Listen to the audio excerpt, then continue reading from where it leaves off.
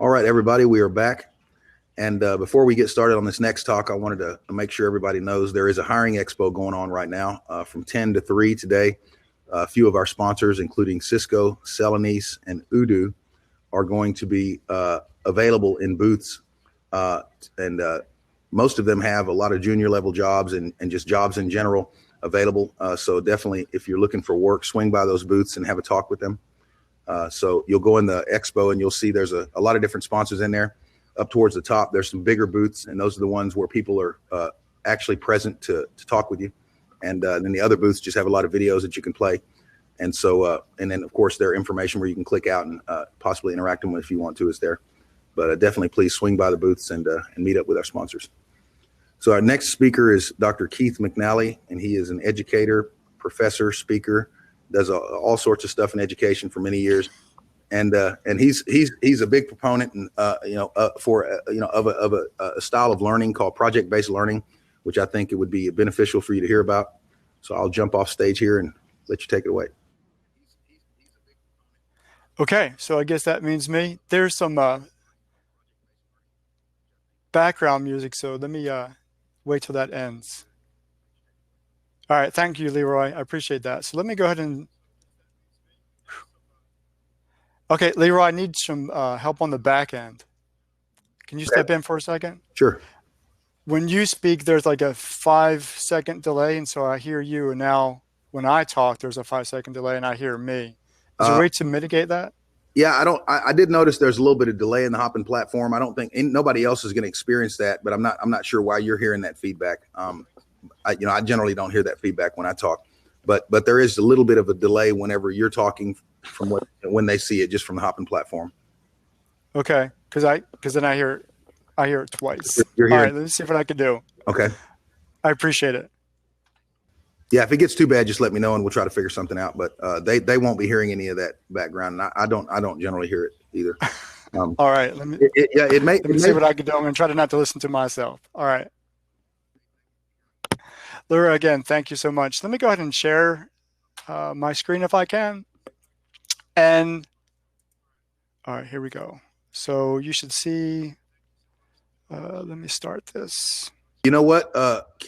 Keith? What you got? I think the reason that may be happening is because you have another browser tab open with the main stage. And so if you close, if you close that other tab where you're on the main stage and the only one you have open is the one you're in now, then you'll be good. Okay. All right. Yeah, you're right. That totally goes away. All right. I appreciate it so much. Again, I apologize. Okay. So let me see if I can do this again. Share.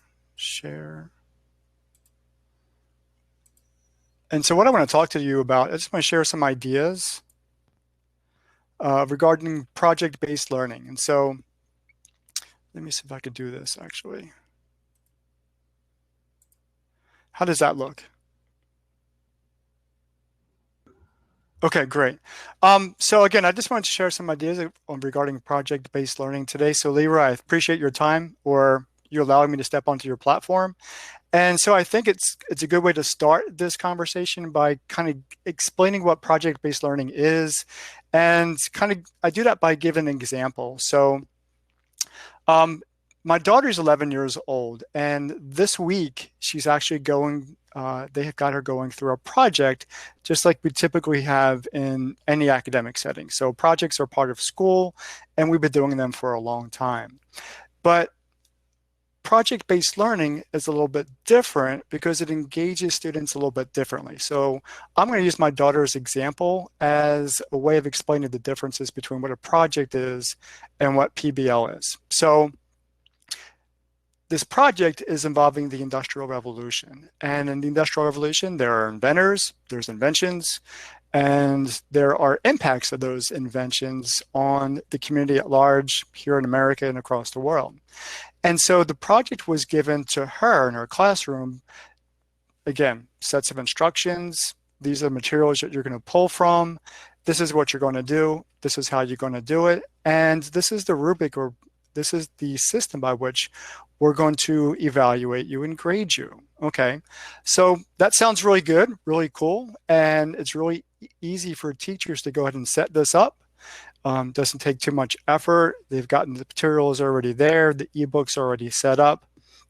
But I'm watching her do this project, and it's set up in three different ways. So the first step of the project is to copy the material from the book into a slide deck, because at the end of the day, at the end of the week, which is tomorrow, she's going to have to give a presentation on the material. Okay, I got that. That's pretty good. Not too much learning going on, maybe some review, copy paste. Good copy paste skills are always good to have. The second thing she has to do is take the information, again, already given, and then she's going to have to create some kind of bulletin board or virtual bulletin board at this point. Good, really good so far. Copy, paste, she gets to add some creativity there, and I'm okay with that. Still, not a whole lot of learning going on here. The next thing she has to do is create a 2 to 3 paragraph persuasive essay on the material, because at the end of the day, what she wants to be able to do is convince a producer to produce a 5 to 10 minute documentary film on the information. So, okay, good. She does get to do something that will involve her to think about the material. Still, not a whole lot of learning from my perspective, and I've been in the classroom pretty much my whole life.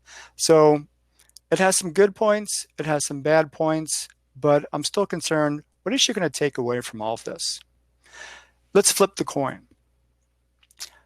The PBL experience is a little bit different. So instead of giving students, this is the project, this is the instructions, this is what you're going to produce, the teacher can open up the conversation and say, what are the impacts of the Industrial Revolution on America? That is what we call a probing question, but I'm not going to hear, this is not a how-to on how PBL works, just how to look at things a little bit differently. So at first, students are given the question, not just a set of instructions and an expected deliverable. So that's a big change in how we're approaching education as a whole.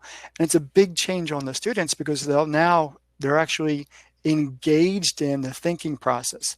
From the very onset of the activity, they're engaged in the thinking process. Now, for the fundamentals of PBL to work, teachers have to give up some of the authority, some of the management, and they have to be more collaborative. And I'm going to use that word later on in my talk here. They have to really be able to have that discussion with the students. Now, of course, the level of discussion, the level of collaboration really depends on, of course, the grade level, the maturity level, and how comfortable you are in PBL.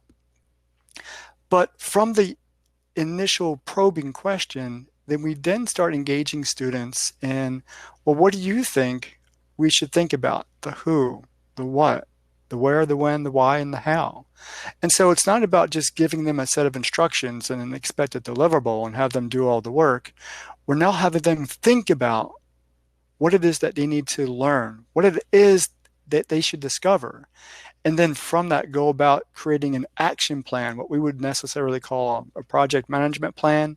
But they're going to develop an action plan based on their own thoughts, their own questions, and their own efforts. Now, of course, the teacher's there to kind of guide that whole structure through, and that's okay. But at the very beginning and then through the process, students are asking themselves questions. They should become more involved in how the project is going to work. And then, compared to the project where there's actually 3 expected deliverables, in PBL, the students actually get to talk about, let me see if this works. I don't even know if this is going to work. I can't get that to work at all. I'm trying to get my PowerPoint to work, and it's okay, even if it doesn't. So the students become more engaged and more interested in what it is they're trying to learn. And at the end of the day, they also get to choose what product they get to deliver this information from. So it could easily be a slide deck. It could easily be a presentation. It could be a podcast. It could be a forum with other professionals who are doing whatever, history buffs, things like that. So it's not necessarily just one thing and one thing only. You can become really creative with the PBL learning experience. So with that, I always talk about three students that really were impacted, just changed their lives. So my students are Timmy, Tammy, and Jessica. Timmy at the time was an 11-year-old boy, and he would go on weekly shopping trips with his dad to Lowe's. And I always say that's a good thing because that's where I go every Saturday too. Now, his dad did some, odds and end projects, some weekend projects, but that's not really where this is taking us. On the way to Lowe's, he would see people standing on the street corner. And now, at first glance, that didn't really impact him too much, but as he got older, he kind of thought more about that, and especially during the winter months. He typically saw them more in the winter than he did in the spring and the summer. And every once in a while, he would see his dad kind of give them $1 or $2. And again, it wasn't until one day it just really kind of sparked his interest. And so the next Monday morning, he asked his teacher and kind of just opened up the discussion. Who are these people in my neighborhood? Not to paraphrase the old Sesame Street song. But who were these people in his neighborhood and why were they standing on the street corner? And so the teacher engaged her class with a little discussion on the idea, but then went back and throughout the next week kind of built this skeletal structure of a project. And then the following Monday kind of posed the question to her classroom. Who are these people in our neighborhood and why are they standing on the street corner? And so that really got Timmy excited. And so he was really wanted to get that deep dive into this and learn more about it and find out who these people are and where were they and where did they live and why were they homeless. And so he was really excited. And so I've already talked about some of the how-to of the PBL, but now he was interested. And the whole class really got interested. And I'm not going to talk about, how they did the project and who they spoke to and all those other things. But the impact that it made on Timmy was actually profound, meaning that when it was all over, he was actually instrumental in helping raise money. Well, him and some business owners raise money to build a new homeless shelter in his neighborhood. And so that's really cool. And so that he's taking that and that actually continues to inspire him to work more in that kind of area in life. And now that brings me to Tammy. And I always say Tammy's my science nerd, but I don't want to belittle that. She loves science. And that's really cool. I'm not so much a science guy. I'm not Bill Nye. I do more of the IT stuff, and that's okay. But Tammy she liked ecosystems and she studied the wildlife in her area. That was kind of her forte. And she was 13, 14 years old at the time. Now, the issue was in her neighborhood, there was a lot of commercial and residential building projects going on. And so that was bothering her, actually. It bothered her a lot. And because literally and figuratively, the wildlife, the animals in her neighborhood were losing ground to construction projects. And she didn't like that. And she, quite frankly, wanted to stop. But of course, that didn't happen. But she posed the question to her teacher and said, what's going on with the wildlife? And they're being displaced and, this is a problem. And so she posed the problem to her teacher. And again, her teacher did a kind of a week-long kind of investigative process on the back end and then posed a question to her class. What's going on with the wildlife in her neighborhood, given all these construction projects? So again, Tammy becomes really excited about learning about something that's of interest to her. And her class take a deeper dive into studying ecosystems in her neighborhood. Now, the result of her study wasn't about, she didn't stop any of the construction projects, of course not, but she did get to become involved in higher level thinking, and she was able to talk to local scientists at the universities, and she really became much more involved in studying science and ecosystems as a result of this PBL activity. And then there's Jessica. And Jessica is the 16, 17-year-old at the time, and she had a knack for building things. She took after her father a lot. So her father was a master craftsman, and her father built handmade furniture, and he owned his own business. So he was an entrepreneur. And, that kind of was part of her upbringing. And so she wanted to do the same thing. She wanted to become an entrepreneur. The thing is, she didn't make furniture. She made dog houses. And she made really cool dog houses. So she had a knack for styling them, not just the basic doghouse structure. And, she built the doghouse for their family pet. And then every once in a while, some neighbors would come by and say, hey, would you build a doghouse for us? And so she took this spark and said, hey, she again asked her teacher, says, can we look at this a bit further? And once again, her teacher took the time, did the detective work, and figured out how to create a PBL learning activity based on this idea. And so as a result, she actually started creating podcasts and, building her own business from a young age, 17, 18 years old. And so that was an exciting thing for her to do. But this kind of really tells us the value of the PBL activity versus just doing a school project with an expected middle and an expected end. This really gets our students involved. Now, I've given you some really big examples of how this may work. And of course, you can hack this down to make it appropriate to whatever classroom you're in or whatever subject you're teaching. And it doesn't have to be this big, wide thing. It could definitely be narrow in focus. But it's the philosophy that matters, and not just about creating a project and giving it to them. It's engaging students with that conversation.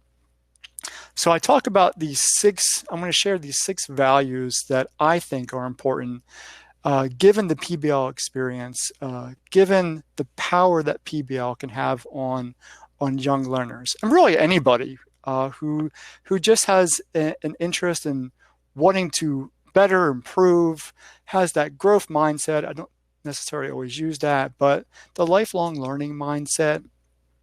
And I always start with the first one. And the first one is asking questions. So asking questions is critical because without questions, we don't ever get answers. And I always say it's always okay to ask questions. Now, typically, I've talked to other educators and I've talked to parents of students who are not doing well in school. And I'm going to put it there.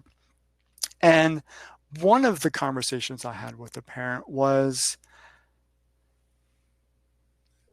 when my daughter asked a question, basically in so many words, they told her to be quiet. And I'm thinking, wow, I can't believe in the 21st century that's still kind of going on. I know at the college level, and I teach transitioning military members to learn IT skills in a skill bridge program. And even at the college level, and maybe it's because they're transitioning military, and again, they're told what to do and how to do it and when to do it, I tend to emphasize, ask questions. And even if it's a silly question, because I think still at the college level, we don't want to look stupid. We don't want to look silly. We don't want to look like we don't know something. You don't know something, and it's okay to ask questions. And I think that philosophy of asking questions and be willing to find the answers to questions kind of really puts us on that pathway to discovery. Even scientists ask questions, what is possible? What exactly is possible, and how would I go about finding how something could be possible? The second part is collaboration. Collaboration is key.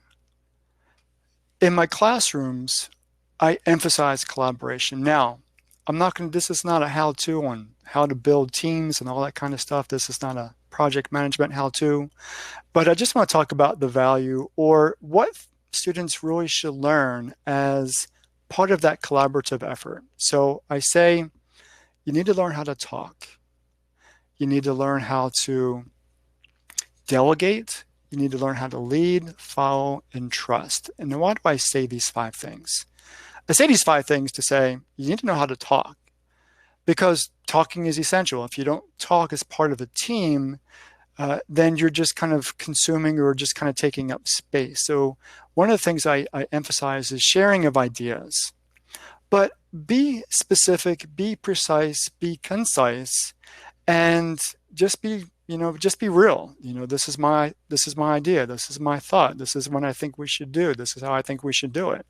And then share those ideas in the team.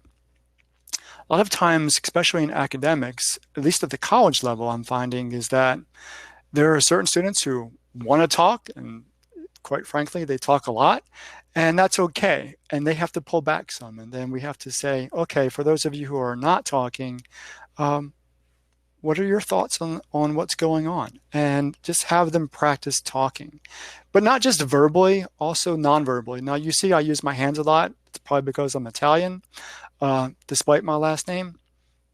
But nonverbals are also a part of the conversation. So if you're just kind of sitting there with your arms crossed, or you're looking away and you don't know what's going on, then you are communicating something. In order to talk non-verbally, you have to be engaged. You have to lean in. You have to look like you're interested, maybe even take notes. And I'm a good note taker. I take lots of notes. But you have to learn how to talk, communicate. You also have to be able to delegate. And I call this sharing responsibility. So sharing responsibility is actually critical in teamwork. Sharing means, giving somebody a responsibility and expecting them to do it, and then assuming responsibility and actually doing it yourself. So we have to be able to share responsibility across all team members. You have to be able to lead. And in all reality, even though I've taught military, there are some military people who are afraid to lead. I think it's because they're afraid to make mistakes. And the academic environment gives us that freedom. We should allow people to make mistakes. This is really where they should make them, because you really don't want to make them in the real world. You really want to make them in an academic environment where the consequences of your mistakes is a learning opportunity. And then, of course, you should be able to follow. So if somebody gives you something to do, you should do it. You should be a good follower. But at the same time, you should be able to flip roles. Leaders should be able to put into a follower position, and followers should be put into a leadership position. And in the academic environment gives us that space to do that safely. And then finally, I talk about trust and collaboration. So trust means if you're given something, you should do it. And I should trust you to do it. And that's really critical. We don't always get that, because a lot of times of what I've seen is that certain students who want to make sure that things get done and get done a certain way and get done according to their quality of work will do a lot of the work. And I say no. I say no because I can say no, because I'm the teacher. I say we need to regroup. If you don't trust somebody else to do the work, we need to figure out why you're not trusting somebody to do the work. So those are 5 key components I think are important in terms of teamwork and collaboration. One of the other things that I find valuable is the lifelong learning philosophy. So are you willing to take risks? That's really critical, because a lot of us aren't. I know I always say when I started doing this, when I started getting into teaching, it wasn't a thing that came naturally to me. It just didn't. And to many people, they have a fear of failure. Now I'm looking at this webcam, but imagine having 1,000 eyes looking at you in a live situation. Now, I haven't had that experience yet. That number was very much lower than that. But my first experience with public speaking was horrendous. Okay. It's one of the top fears in the world, other than, I think, death and falling from a height, that you just get nervous because you're expected to be this perfect person in front of other people. But the thing is, I wasn't that. But what I did is I threw myself in front of the bus. I took risks. So I wasn't always in IT. I was actually in mental health long before I got into IT, and then got into IT, and then got into education.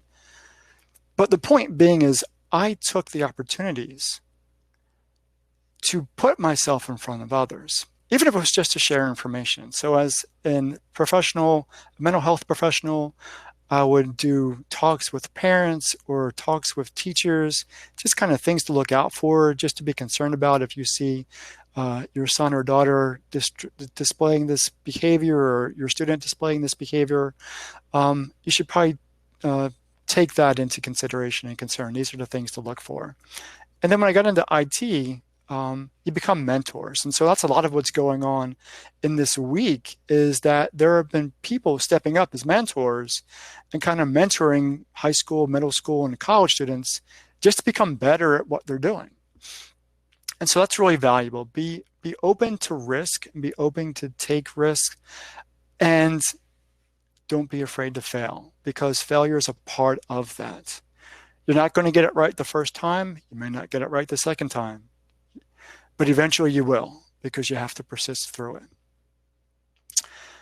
I'm trying to go by memory, so I want to go really quick to the last two components of what it means to be a lifelong learner, or how to integrate PBL into your thinking philosophy. And the fifth one is, I'm pulling from this, teaching others.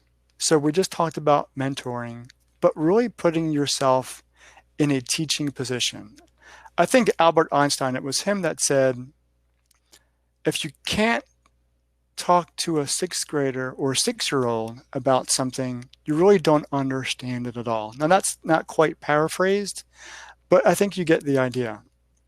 That when we start talking to other people about things that we know, we tend to be better at it. We tend to get a different perspective, or a deeper perspective, or a more impactful way. It kind of sits in our brain. It makes us better understand what it is that we're talking about. And hopefully you're able to also meet the people where they are. And I think that's critical. Sometimes I know other people in my position talk over others because they've got the words to use, or whatever, they've got status or whatever. I say, no, you've got to meet somebody where they're at. So if you're talking to a 6-year-old about something, talk their language. If you're talking to my 11-year-old daughter about something, talk her language. If you're talking to a high school student, talk their language, and you get the idea. So it's when we're able to use the words that help other people understand what we know and what we're comfortable with, I think that's extremely valuable. And I think that's really about it. So my discussion on Timmy, Tammy, and Jessica, I think are really valuable, because it really shows the impact that PBL had on their life, and how they've integrated that philosophy of thinking as they've matured. So Leroy, I think that's really good. We'll talk about that stuff. You hit so what I want to do is you hit on some really good points there. We'll kind of talk about that. So no, and so anyone watching this either now or coming back to watch it later, I mean, just definitely understand a lot of what he's talking about is not just those are not just things that will help you in sort of a learning environment like in college, but even after you get out of college and you're either trying to start your own business, or you're trying to sort of move up the ranks in sort of the corporate world, all this stuff is relevant. I mean, being able to ask questions, I was one of my mentors when I was younger was a guy that he was an extremely wealthy guy. And when I first met him, and he was extremely wealthy and well known. And I was amazed by, the questions he asked. And I used to think, how could somebody be so wealthy? This was just my young mentality, seeing somebody asking questions, which to me looked like dumb questions. Like, you'd think he would know this. And over time, I realized, like, as I got to know him and kind of his way of operating, he's the kind of guy, he may ask the same question 3 different ways, and just keeps on badgering and answering questions. And he'll just suck all the information out of something by asking all these questions. And then he'd wind up knowing more than anybody in the room. and just because of his willingness to ask questions, and he didn't care what he looked like asking the questions, he was willing to. Mm-hmm. So did you I start do being that that now. person to ask Some questions? people may look at me sometimes and they may think, this guy's asking, why are you asking me? But I don't, dude. I'm like a bloodhound now. And in any situation, I don't care. I'll ask every question I can possibly ask, and a lot of times I'll ask it 2 or 3 different ways just to see if I can extract a little bit more information out of it. And that's one thing. Another thing you mentioned, which is important, is to speak up and talk, learn how to communicate, broaden your vocabulary. Most importantly, just talk. And get your ideas out. And it's not just because, you to be heard. It's because a lot of times by hearing yourself verbalize your thoughts, it actually helps you understand your thoughts better. As you said, like there's a lot of times when I'm talking and actually I'll discover new things just based on hearing myself talk about things. My own words are kind of a stimulus to my brain, and it makes me discover new things, and Can we go back to the asking questions part real quick? So if you don't ask a question, it's easy to miss a point because you don't know to look for it. And so, who is this millionaire person? Take that one offline. You referred back to. He was actually a billionaire, but we'll take that one offline and talk. He's my other than my own parents, I would say he's probably the greatest influence in my life. I have had some intellectual sort of influences through books and stuff like that, but he's the greatest influence in my life ever. He helped me adjust so many aspects of my psychology that I had tuned the wrong way, and just so it's an amazing experience. But another. So what do you find the value of being a mentor? Yeah, that's what I was going to kind of talk about that a little bit. Yeah, the mentorship part, it's just, being a mentor is, I like what you said about, people need to be willing to follow as well as lead, because that's part of one of the things that particular mentor helped me understand. And I'll be perfectly frank. There was a lot of years in my younger life where, I was too arrogant to accept mentorship, and I just, I don't know. You call it know-it-all, whatever you want to call it. We all go through these phases in life where, we tend to challenge the system or the parents or the teachers or whatever is around us, and we're just not as receptive. We feel like accepting mentorship or even leadership from somebody else is sort of an admission of weakness, And so I went through this kind of phase when I was younger where, that's kind of where I was mentally. And I started realizing that, that we all play both of those roles. And those of us who are unwilling to accept that mentorship role are never going to get, or excuse me, that follower role from time to time, and to honestly admit, to accept mentorship from someone is not to admit that they're smarter than you at all things. But it's pretty clear that we all have different specialties and different histories.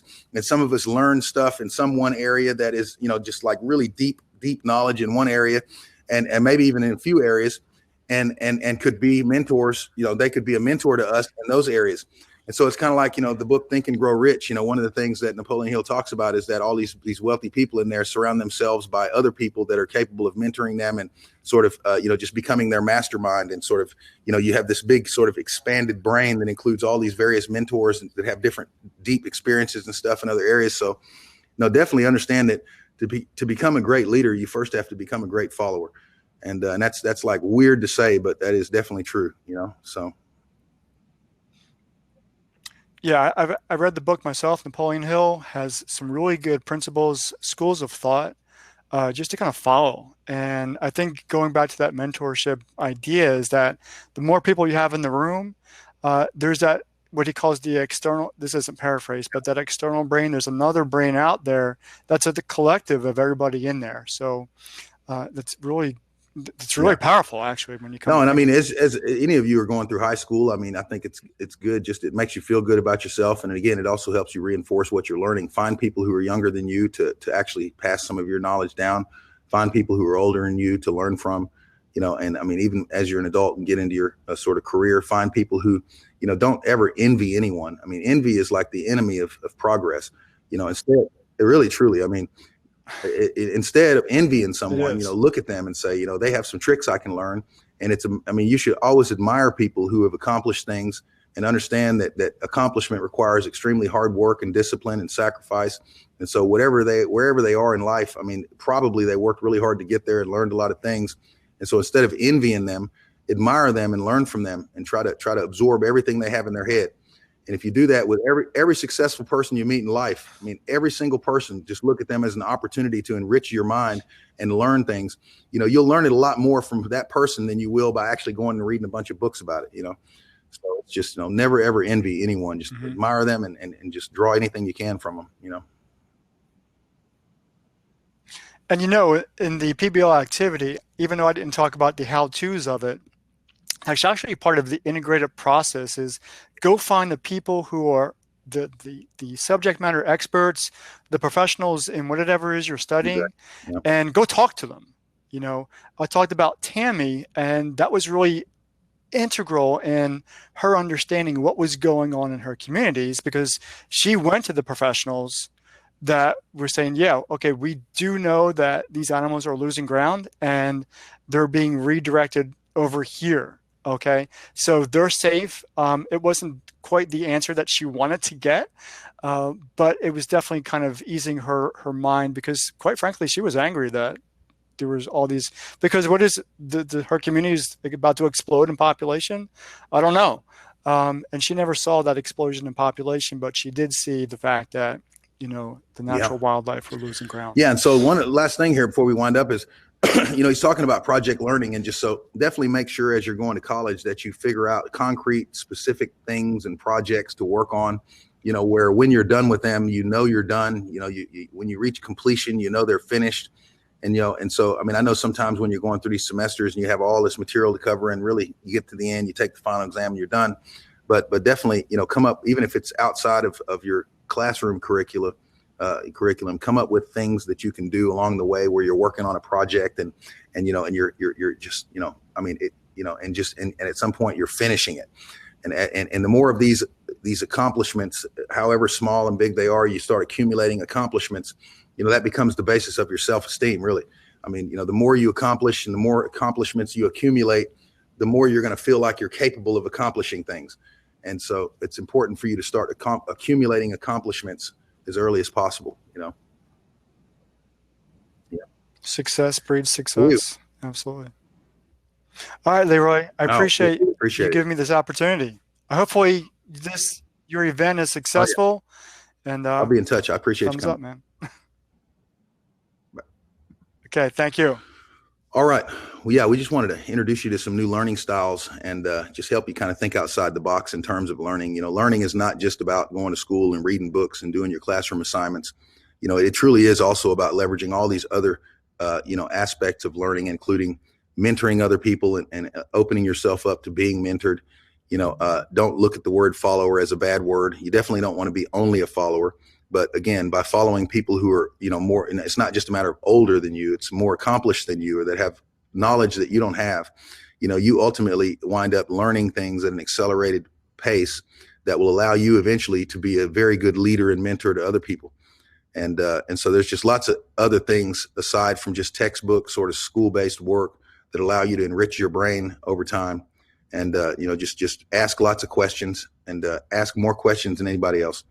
And, and mentor people, be mentored, and just focus on specific projects and just try to, just do specific things and finish them, and make sure you feel a sense of accomplishment when you do that and accumulate those over time. And, I mean, just definitely don't think that learning is all about just schoolwork. I mean, there's so many ways to learn, so we'll be on here a little shortly. Again, go check out the expo hall and, and go talk to our sponsors, and they definitely want to see you. So they're here to interact with you. Cisco, Meraki, Celanese, and Udu, and definitely go take a look at them, and see you shortly.